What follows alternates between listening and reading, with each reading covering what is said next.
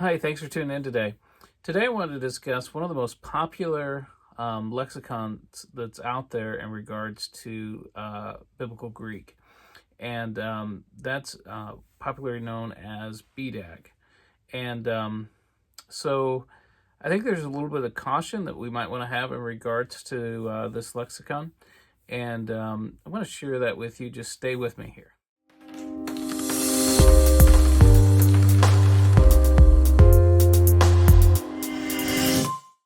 So I shared some of this information with some of those that are in that are some of my friends in Master Testament Greek, and a few of them found it pretty interesting.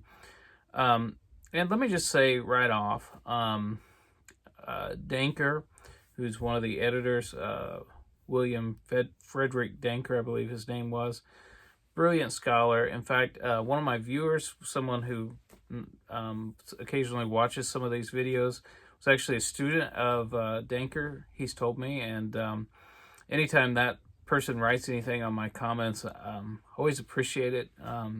There's no doubt that there is a great deal of scholarship that's gone into BDAG, this lexicon.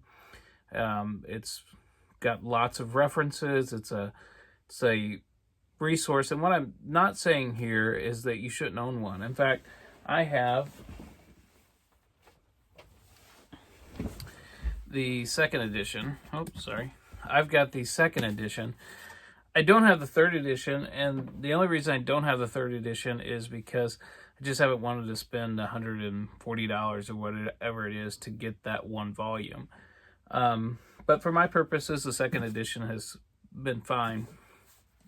But as I was watching some lectures by a professor, Dr. David Farnell, their lectures are available on YouTube, but he pointed out a Jets article, which I thought was very interesting. The title of this article is "How Have Inclusiveness and Tolerance Affected the Bauer-Danker Greek Lexicon of the New Testament, BDAG?"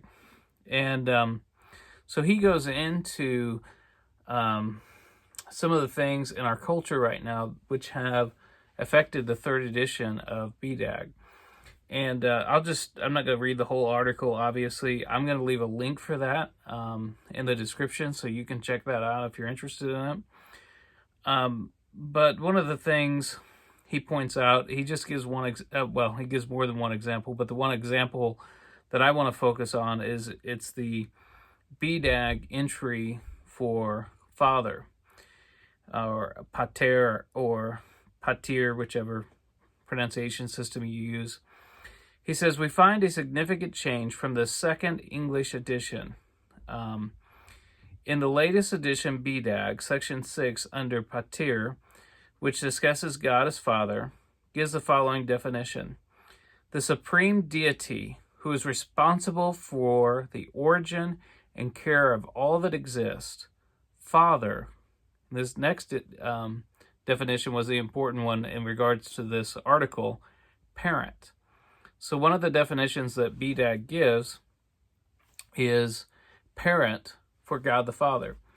And he goes on to say, note the occurrence of this word parent. That word as a designation for God occurs neither in the second English edition, BAG, nor in the sixth German edition. It is an innovation in BDAG. Why this edition? The entry under patir offers no new evidence specifically to back up the addition of parent, and this innovation is in tension with the fact that in its literal use for an immediate ancestor, patir in the singular always means father, not parent. And so that's just one example from that whole article. Like I said, I'll leave a link for that. And I was sharing this with some people, and I heard some different feedback on this. And so again, what I'm not saying is that BDAG is useless. I think it's a great piece of scholarship. I would like to have the third edition. Just got the sixth edition, or the second edition right now. But it just sort of underscores the kind of carefulness that we have to have in regards to the tools that we use. And I've heard people use and refer to BDAG almost as if it's a second Bible. Like, this is the reliable lexicon. And there's a little bit of hostility towards some of the older resources. And I understand that the older resources had problems too. But one of the things that C.S. Lewis pointed out is that it's important to read old books.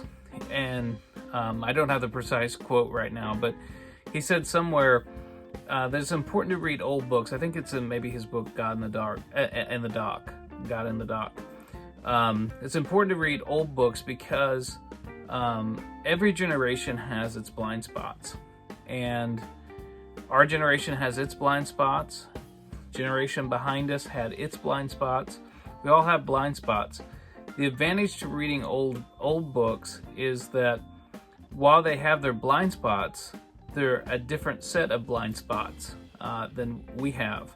He said if there were books that we could read that were written in the future, they would serve the same purpose. But one of the advantages to reading old books is that while they have their own biases, their own problems, sometimes they're different sets of problems than we have. So I'm a lover of old books. I'm a lover of old scholarship, and doesn't mean that that there's not progress that's been made, doesn't mean that there's not advances that are made, but I think we have to make sure that we never put any resource or tool on a level as if it's like the inspired, infallible guide. And so while I would recommend using resources like this, I would say that we just have to be careful. And I didn't get permission to quote this person in this, but someone else pointed out that in their own research, that a lot of times, even in the glosses that you find in a resource like BDAG, you have to be careful because sometimes they give glosses which aren't necessarily all that literal. And sometimes you can miss particular meanings in various passages. So my encouragement here to you today is test all things, prove all things, and hold fast to that which is good. Thanks for watching.